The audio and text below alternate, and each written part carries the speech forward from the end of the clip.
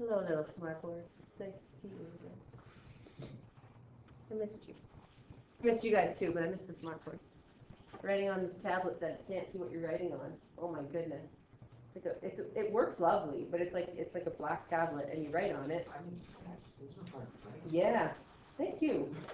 Like one person impressed. It was good. Like if I keep writing, and then if I stop writing for a bit, I'd have to like try and find myself again and then write again.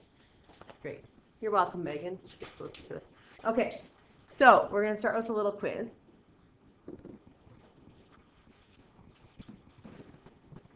Number 1. Y equals f of x is your original. Y minus 3 equals 1/3 f negative a half x plus 2 is your transformed.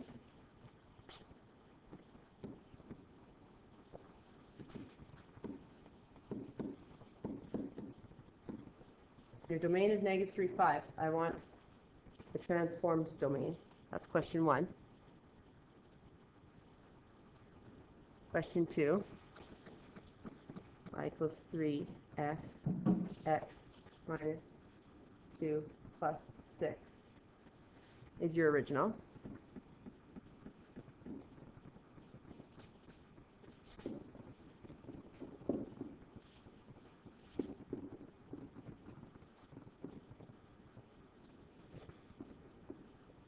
That happens, I want the new equation.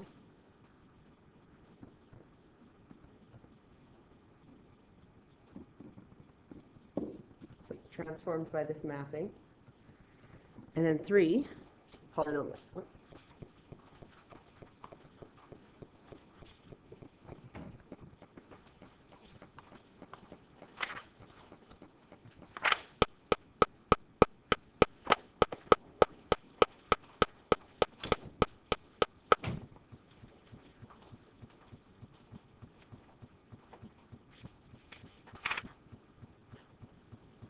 Did she reply to you, Jane? I think she's not able to do live anyways.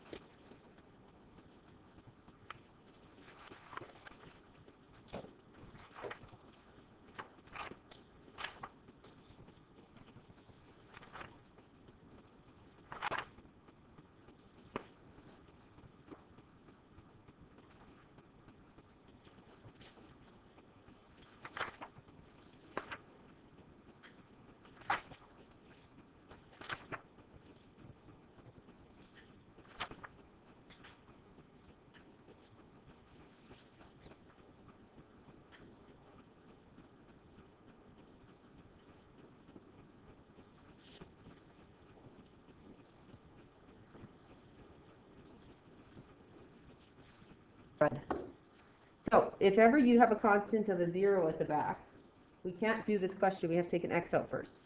So we get 8x cubed minus 12x squared plus 6x minus 1. And then we have to, so we have one factor already, which is x, and then we just do factoring with that, right? And don't forget about our x. So now we just have to factor a cubic function and not a degree 4. So if you remember the GCF, really easy question. If you forget the GCF, you will stare at it longingly for a long time, sadly. The first question, the domain is negative 3, 5, and we have to apply these things, so I'm going to add the 3 over. And then I'm going to remember to GCF the half out so I don't make a mistake for the negative half out. When I take a negative a half, 2 divided by negative a half is like 2 times negative 2. So it's going to be negative 4 plus 3. Now my mapping, my xy is going to become, this always flips and flips. These always stay the same. So flips, flips, stay the same.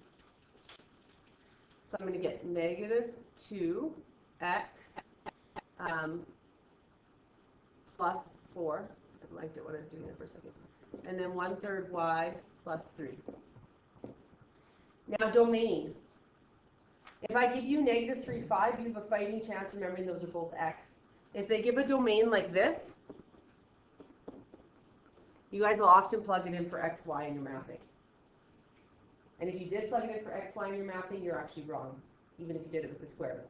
Because domain is always what? X, right? So we're going to apply it only to the x. I don't care about this part. That's my range.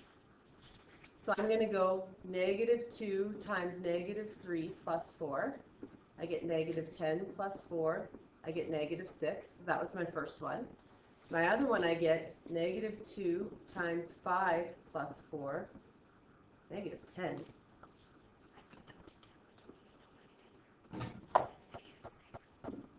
That's +6. I really don't know what I did. 10. Good, great. Bad math. Okay. -10 plus 4, -6. Now some people will write it as 10 comma -6, which is wrong. Remember that interval notation always goes from low to high? So why did these flip? Why is it actually -6 comma 10? Yeah. Because there's a reflection. If there's a reflection, they're going to flip. So normally the inequality sign just flips, but because it's interval notation, both inequality signs would flip, which would make both numbers flip. Right? Quick. Okay. Now this one, the new equation is, so I gave it all to the right, which was nice because I want it when it's on the right, it's easier. Remember, we have to apply our stretches and reflections first, correct? Now, the 2 I can apply right into the middle here. If I apply it, I'm going to end up getting it like this. But it's not a 2, it's a half, because it always flips, right? So I get that half in front. Do we agree? This third has to multiply by all my y's, remember? So I told you have to watch. This is the one that gets you. Why did I put a bracket in here anyways for the half? What do I need in front of this x in order for this 2 to be correct? A 1. So that's why I put a bracket, right? Now this third has to apply to the whole thing. So I'm going to apply it to the 3 and to the 6. Remember, it's the 6 that I tell you everyone forgets to do. So we're going to get y equals, a third times 3 is 1, f, bracket, a half, 1x minus 2, plus 2. And then I need to move up 3. So this 2 is going to become a 5.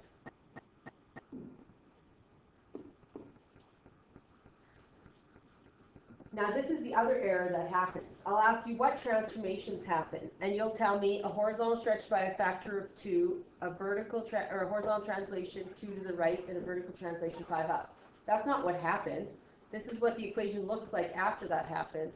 This is what happened. You'd have to state those. Yeah. That's what you're going to say.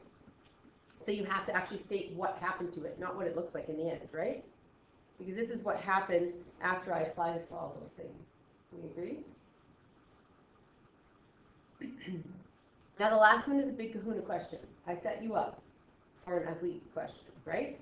I hope on the diploma they wouldn't give it to you this ugly. That after you even, it's ugly enough to remember to take the GCF out. But then I made it so that this doesn't get you anything. There's no nice ones on your table, right? So I set you up, and that's completely fine. I'd rather set you up on a daily quiz when it's not worth marks than on a diploma. You get there and you're like, Lepp, you suck. You didn't teach us how to do this. I don't want that. So we know that x is one of them, so I'm going to write that factor off to the side. I'm going to have to still solve it, right? Because I said solve, so I'm going to write the factor off. Then I can say the possible zeros are 1 and -1. That's it. Possible integral zeros. That's what I told you the whole time, integral, which means integers. But there could be fraction zeros in there. So type this into your calculator. 8x cubed minus 12x squared.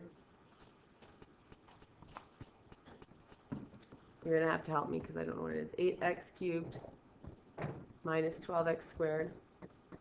And what? What's the rest of the equation? Plus 1? Minus 1. Maybe there was a 1 at the end. Okay, so if we press graph, for this cubic one, we see it crosses through here, right? I didn't put in the x4 graph, I put in the x cubed graph, right? We already have a 0 with 0.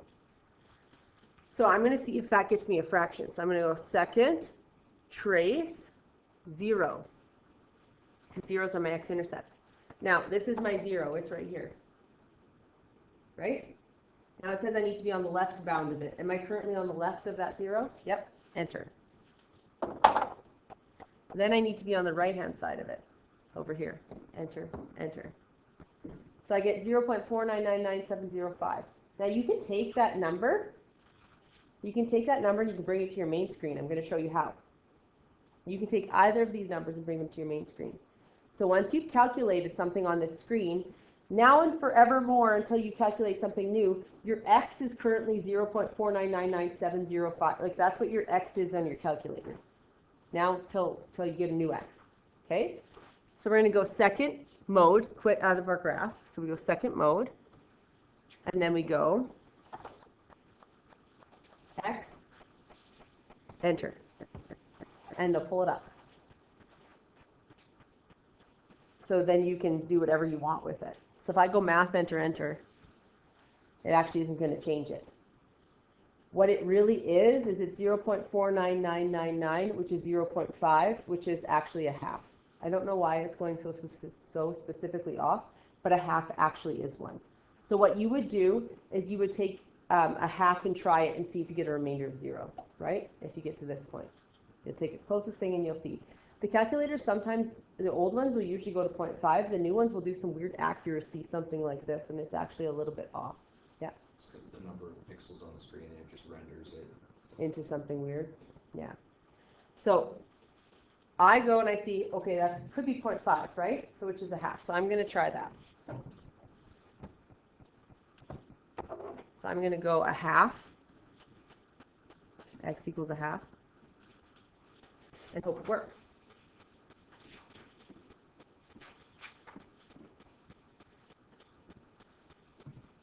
Eight times a half is 4.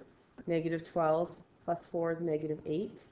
Half times negative 8 is negative 4. 6 minus 4 is 2. Half times 2 is 1. And boom, it works.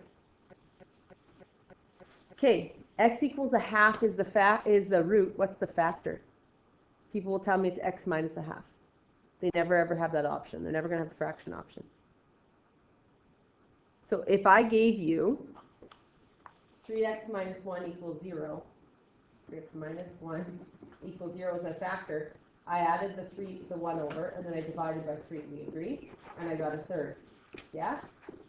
So if we have to work a half back to get a factor, which we don't need in this case, but say it was a factor, what we would do is we multiply our 2 up first, so we get 2x equals 1, and then we'd subtract the 1. So the factor is actually 2x minus 1. Okay? So if you have a fraction, you have to work it backwards to get the actual factor. Okay? Is x minus a half wrong? No, it just will never ever be there as an option. And it would be wrong if they say integral factors, because that's not an integral. Yeah. So it means that it has to be integers. So it could be 2, negative 1, 3, 4. It can't be fractions. Note to self, I've never seen a fraction accepted. So I just would never go x minus a half. It just has never been accepted. So whatever weird way they ask for it to not be that way, they never accept x minus a half. They always want 2x minus 1. Okay? And then this last bit, multiplies to give me 16 and adds to give me negative 8, because this is going to be 8x squared minus 8x plus 2. Nothing. So I'd have to go a equals 8, b equals negative 8, c equals 2. When I typed the original in, I saw that it crossed in 2 spots. Did it cross in 2 spots? So this is probably going to get me a negative under the square root, right? So I'm expecting that. I'm thinking, hey, probably going to get a negative under the square root because they have no more x-intercepts to find. So let's see. X equals minus a minus 8, so 8, plus or minus the square root of negative 8 squared minus 4 times 8 times negative 2, all over 2 times 8. x equals 8 plus or minus. Is it 64 minus 64? Did it work out? 32 times 2? You could do decom? It worked out? It's a half again? Oh, there's 3 of them there. 16 equals to There's 3 x-intercepts there. There was this little S shape through it.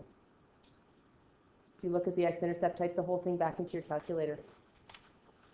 There's actually 3 out of half. I forgot that. Good call, people. You could have factored it. So x4.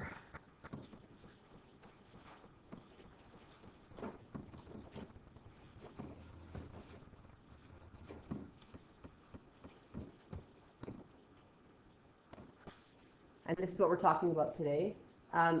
You can't see it here because it actually does a little S through it, but you could see it on the cubic one. Remember on the cubic one, when we drew it, it actually went like this, and it made like a little S curve through that half. Like this. Remember that? When you did the cubic, it actually made an S curve. So if we go like this, I'm going to do this.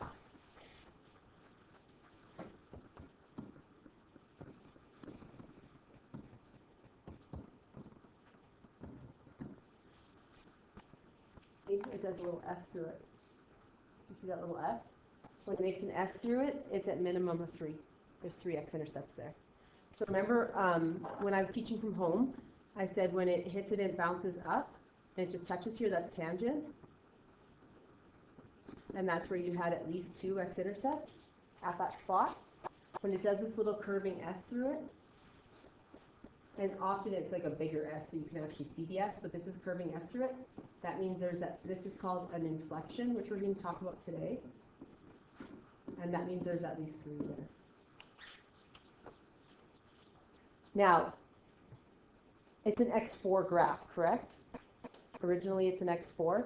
If I know I have 1 at 0, when you have a point of inflection, you can have 3 or 5 or 7 or 9 or 11. It can keep going. When you have a point of tangent, so you get a 2, or you're at 4, 6, or 8. It keeps going, right? This graph, this graph here, it could have half, 3, 5, 7, 9, because there was that S shape through it, that inflection, correct? But my equation originally is an x4, right? We already know from here, we have an x-intercept at x equals 0, right? We also know we have 1 at a half. We just don't know if we have it 3 or 5 or 7 or 9 times. But remember, what did I tell you about the degree? If it was x to the 4, how many factors could I have maximum? 4. So how many roots can I have maximum? 4. So if this x to the half could be 3, 5, 7, or 9, and I already have 1, how many can this only be? 3. Because I can have maximum of 4, right? So what we would say is half multiplicity 3.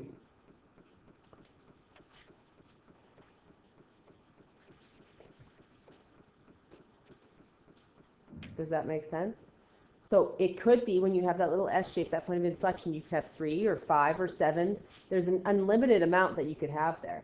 But because this is a degree 4 function and I already have 1 at x equals 0, I can have max only 3 more x-intercepts left, so it has to be 3. It can't be 5, or it would have to be a degree 6, and it's not.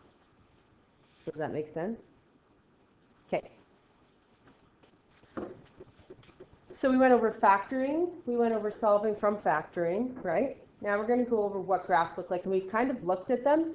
I like going over factoring and solving first so you kind of have seen what they look like, what you're getting from them, and then go over what the graphs look like, because you get a better background information rather than, hey, they look like an S if it's a degree 3, and it looks like a W or an M, it's a degree 4, and if it looks like a really big wonky snake, if it's a degree 5, and then you just memorize rather than having looked at them already and seen maybe what they kind of look like on your graphing calculators. So, like I told you, we're going to do degree 3, 4, and 5, and that's it. We've already done degree 2, so I'm not going to ask you that because that's a curriculum outcome for grade 11, but you have to do them anyways when you're solving for a degree 3, 4, or 5, so you're kind of using it. Here it goes through what a polynomial function is or isn't. Polynomial functions, basically, in order for it to be a polynomial function, it has to have exponents that are integers. No, that are whole numbers. So 0, 1, 2, 3, 4, 5. So here it says all exponents exponents have to be 0. There should be a 0 in here too, technically, because our constant is x to the 0, technically. So we should have a 0 there as well. But they have to be 0, 1, 2, 3, 4. If they're a negative, it's not a polynomial. If they're a square root, it's not a polynomial. If they're a fraction, it's not a polynomial. Okay? So our exponents have to be 0, 1, 2, 3. They have to be whole numbers. Okay? Do you see anything else? Not a polynomial. The coefficient of the highest power is called the leading coefficient. That's something to know. So if your highest exponent is x to the 4, whatever number's in front of it, like a 3, this would be the leading coefficient. Because all the numbers in front of variables are coefficients. The number in front of the largest exponent is the one that leads the equation, so it's the leading coefficient. Now, how could they mess you up? They could write the equation out of order. They could go like 2x squared plus 3x to the 4 plus 2x minus 1. And your leading coefficient would still be 3 because it was in front of the x to the 4, which is the largest one. So some people think it's the one that leads the equation or leads the polynomial. It is if it's written in order. If it's not written in order, you need to go look for the largest exponent and take the number in front of it with its sign. So if it was negative 3x4, then the leading coefficient would be negative 3. Okay? So you look for the largest exponent and the number that leads it. And the degree of the exponent is, degree of the polynomial is the greatest power of x.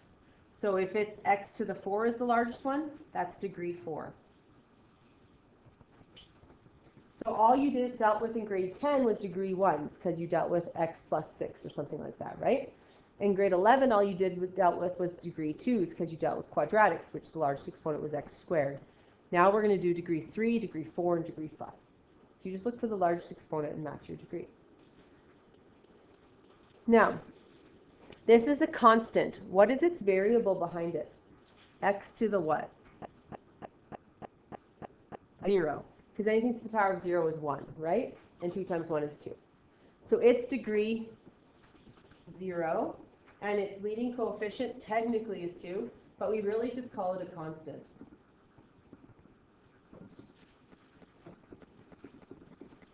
And your constant, just in case you forget, is the number without a variable.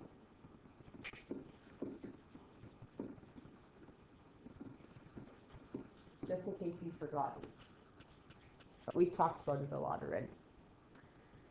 So linear is in grade 10. Its degree, what? 1, because the largest exponent is a 1. And its leading coefficient, I'm going to label it as an LC. Its leading coefficient is what? 3. Now on a diploma, could we write LC? No, we can't write any short form. Actually, LC can mean lactation consultant, which we're not talking about in math class, but it could be.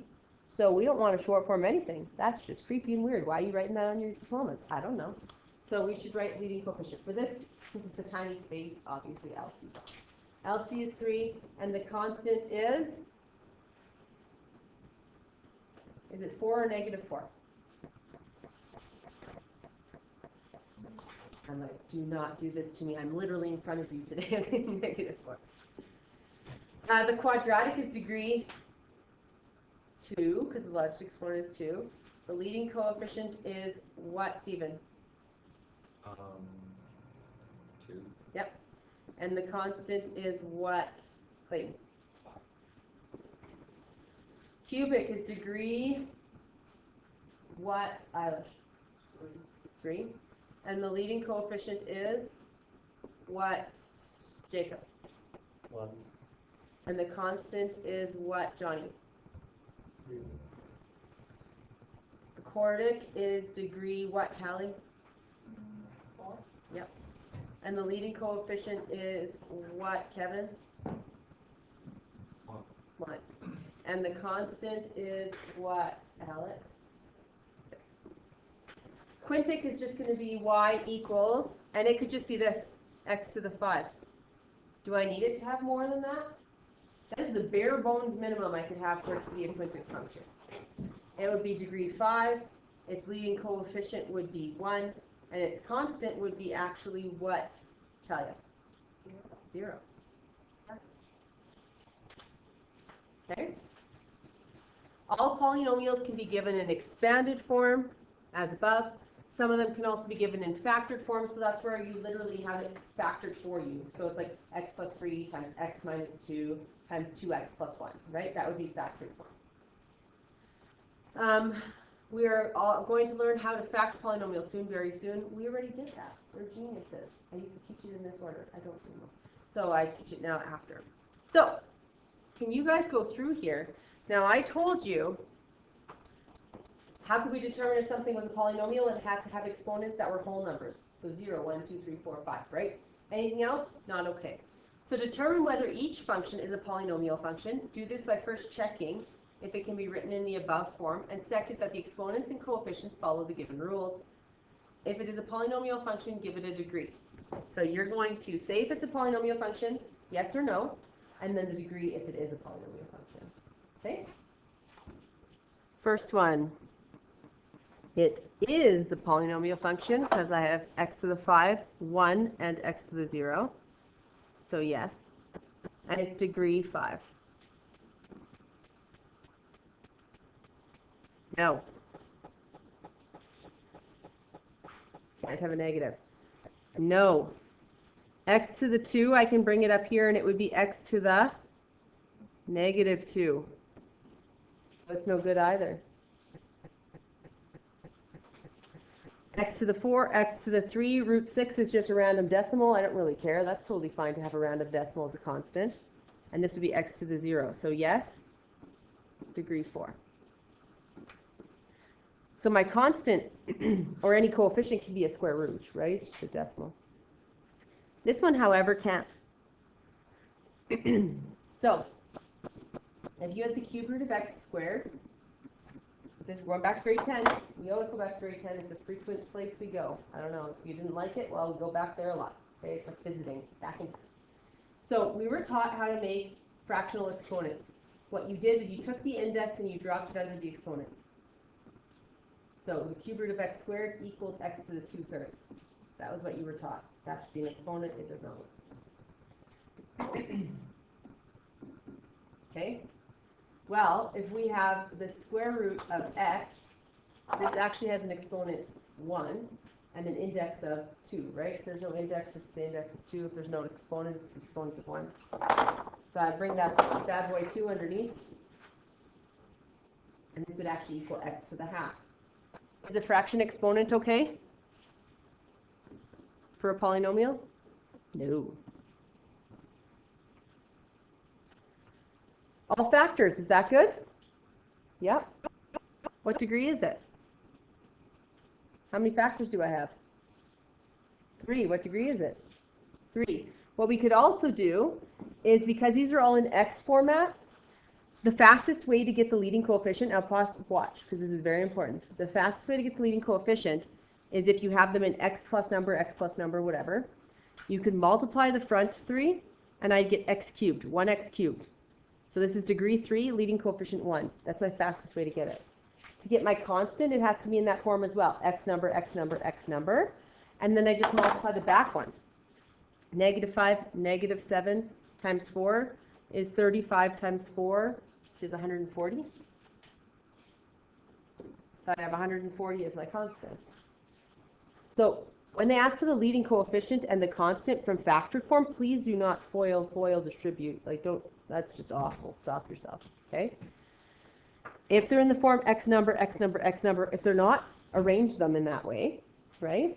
Because if it was like 4 minus x, rewrite it as -x plus 4. Multiply all the fronts, you get the leading coefficient. Multiply all the backs, you get the constant. Okay? Because when we FOIL, how do we get the front? We multiply the 2 fronts. How do we get the last term? We multiply the 2 back ones, right? Now we just have more than a binomial times a binomial. Now to get the middle terms, there's no fast way. You'd actually have to spread it all out and figure it out. Okay? They've never asked for those. They asked for the leading coefficient and the constant and the degree. This one, well, that doesn't look like a whole number. No. Polynomial functions can be analyzed by identifying the degree, the end behavior. The end behavior is how it ends on the left and the right. So for example, it could be like this. And you'd say up on left, up on right. Or we can go quadrant 1 to quadrant 2. Because your quadrants go in this form.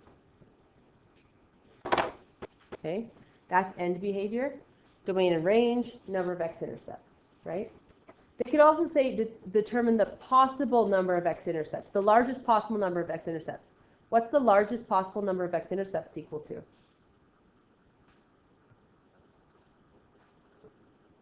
What did we say?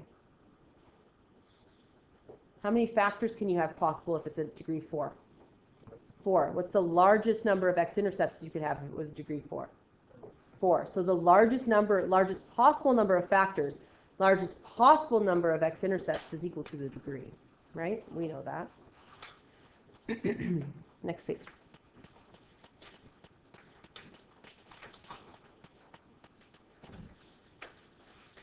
I also chose to teach this here than at home because it's way easier to teach in front of you than it is in the screen, and I didn't really want to teach this lesson on the screen. Okay, so the chart below gives like a summary of all the different types of graphs, okay? I just gave you a summary, and then we're going to get into it more. But it says here, the chart shows the characteristics of polynomial functions with positive leading coefficients up to degree 5, okay? So we don't often look at a constant function, but what I want you to do is look at the far right arm, or far right arrow, on all 5 of degree 1, 2, 3, 4, and 5. On all 5 of those graphs, what is the far right arrow doing?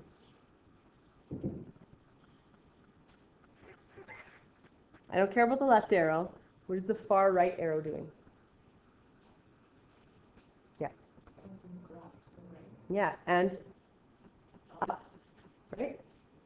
So the graph on each of these, if you look, up on the right, up on the right, up on the right,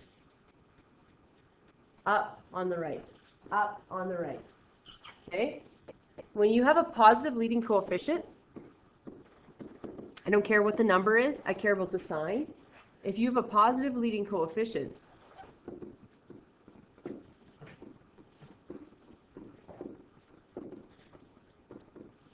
every graph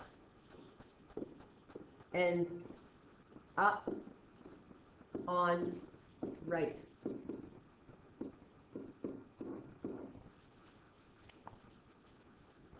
Your graph ends up on the right.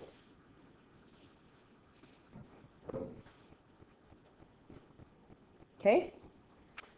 Now look at the, we're not going to use the constant because the constant's just a lovely horizontal line. It's not very helpful to us, right? It's just a y equals line. Now look at all of the graphs' left arrows and look at them in comparison to their degrees and see if you can figure out a rule. So look at the left arrows, direction, the left arrow direction, how they end on the left, and the degrees. You go look at your graphs, see the left arrow, how they end in comparison to the degrees. Anyone have any idea? The odd ones end up down like the Right. So opposite direction, correct? They're basically the opposite direction. So what we have to remember is, if it's an odd degree function, your arrows will always be in opposite directions.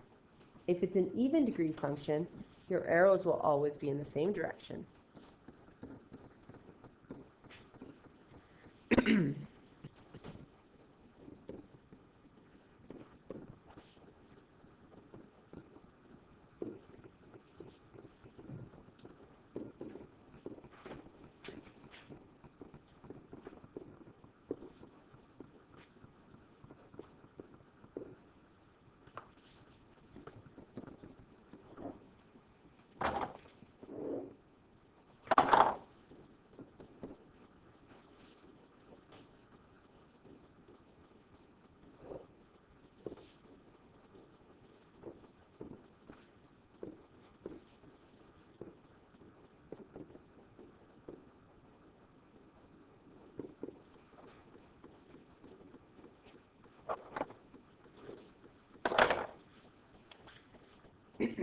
Now in this case, it meant that if they were an odd degree, they were down on the left, correct?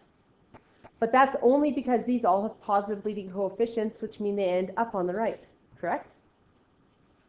So what we need to do in order to figure out the arrow at the ending direction of our graphs is we go to the leading coefficient. If it's positive, it's up on the right. And if it's an even function, it's up on the left. If it's positive leading coefficient, it's up on the right. But if it's an odd degree, it's going to be down on the left. So you have to go to the leading coefficient first and then the degree. Always. The leading coefficient tells you how it ends on the right. The degree actually tells you how it ends on the left, which is hard for people to do because you want to do the left first, then the right. It's how you've read your whole life, left to right. So you want to do your graphs left to right. It's how you've drawn graphs always, right? But you have to start with the leading coefficient to figure out if it's up on the down on the right, and then you have to go to the degree to figure out if it's down or up on the left. So we have to do that in order. So, end behavior.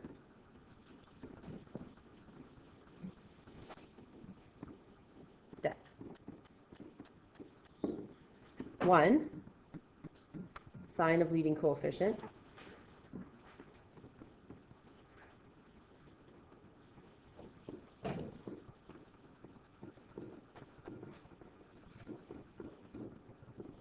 Positive, up on right. Negative, down on the right. I'm going to write that.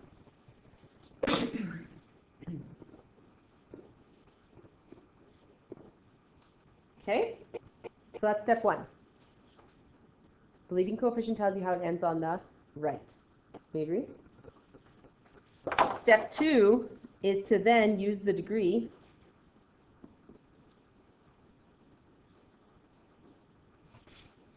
if odd, opposite direction of right arm.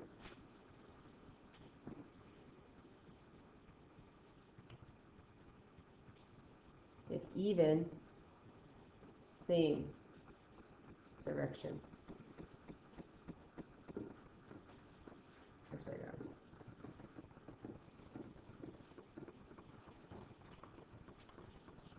Does that make sense? So your leading coefficient gives you your right arm, then you turn to your degree to figure out if it's down or up on the left. Then we're going to flip over.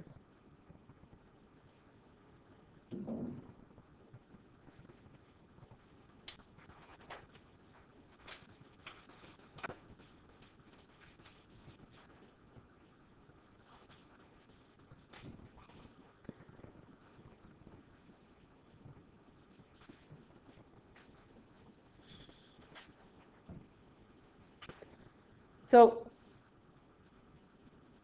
one thing I wanted to go through with you, I'm going to flip past that one. I just want to go through something with you up here.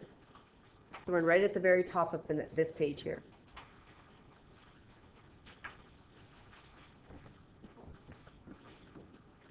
So degree 1 can look like this, right? Or it could be down, correct? This would be a positive leading coefficient. That would be a negative leading coefficient. So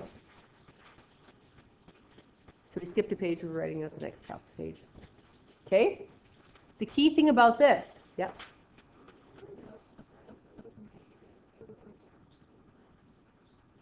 Down on the right, did I say that? Did I put left on the previous one? Well.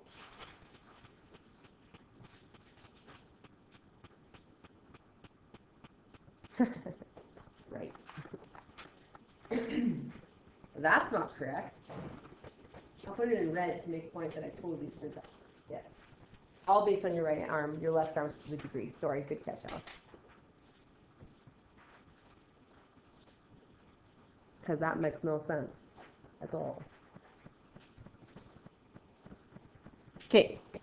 So for degree 1, our domain is XER. Our domain is XER for every degree, actually. For all polynomial functions, I'm going to write this down here. all polynomial functions.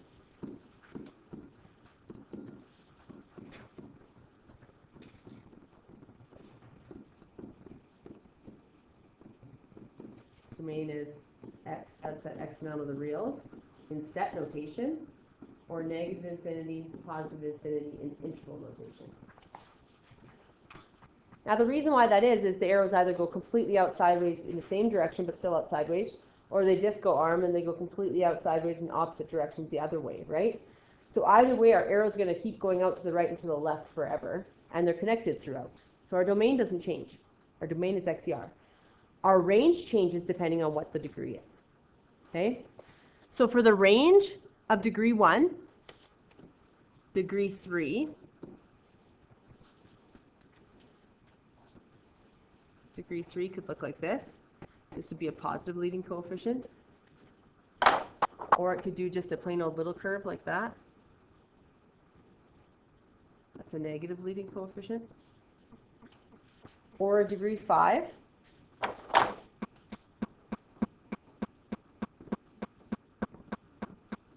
Just has an extra bump in it. It's a positive leading coefficient.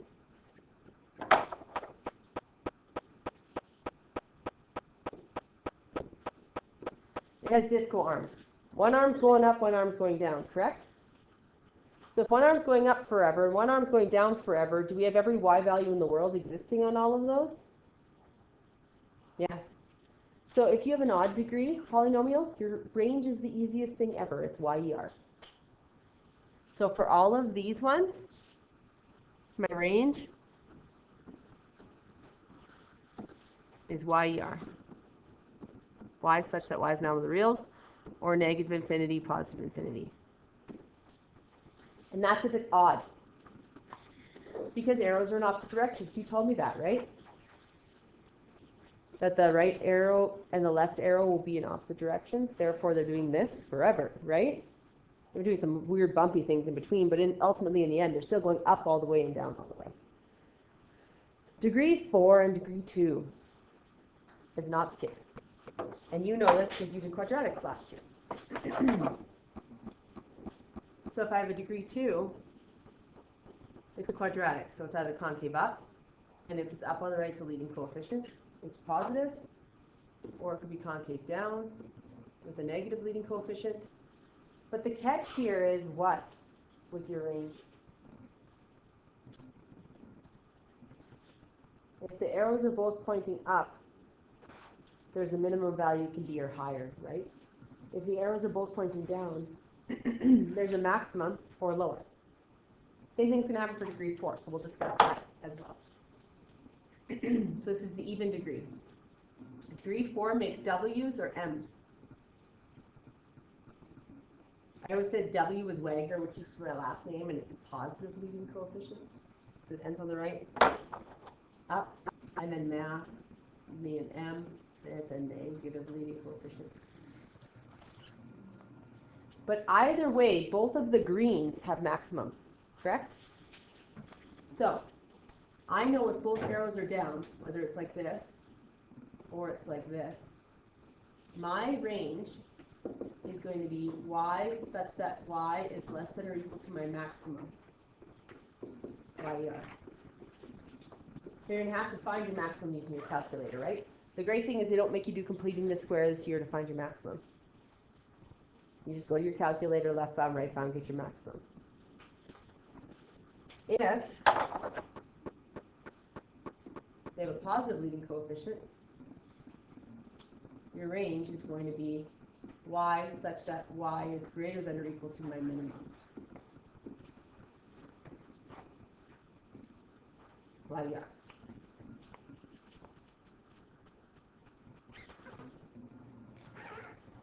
So does that make sense? The maximum number of x-intercepts is equal to the degree. We went over that, right? That was the other thing we did.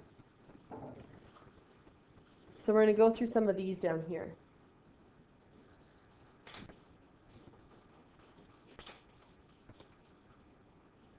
For each polynomial, identify the following characteristics.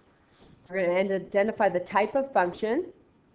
So degree 2, degree 3, degree 4, degree 5, quadratic, linear, quintic, quartic, cubic, you have to remember the words. And if it's even or odd, you have to determine the end behavior. So what is it doing on the left and what's it doing on the right? The number of possible x-intercepts. Does it say how many there actually are? I have a frog in my throat today. Number of possible x-intercepts is not how many there actually are. It's equal to the what? The degree, the maximum possible. And then whether the graph is a maximum or minimum value. Well, it'll only have a maximum or minimum value if it's degree 2 or 4, right? That's the only time I'm going to get a max or min. And then the y-intercept, this is very, very key. The y-intercept, if the equation has no brackets,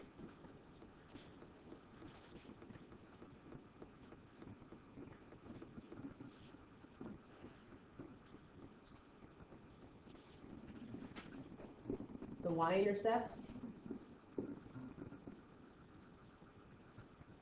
equals the constant.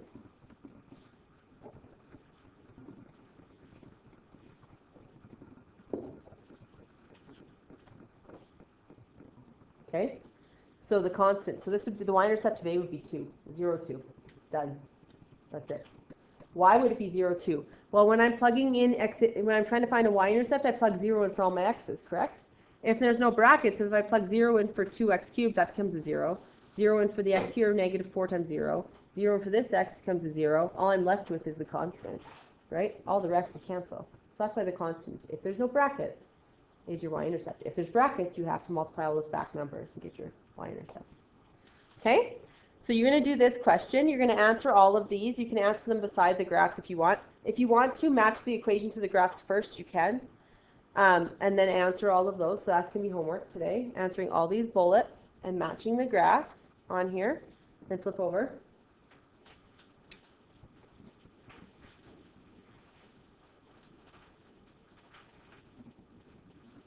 I want you to try this one out. And example 3. Okay? So you're doing up to example 3 for homework. So if you start working now, you have a fighting chance of having half the time. Yes.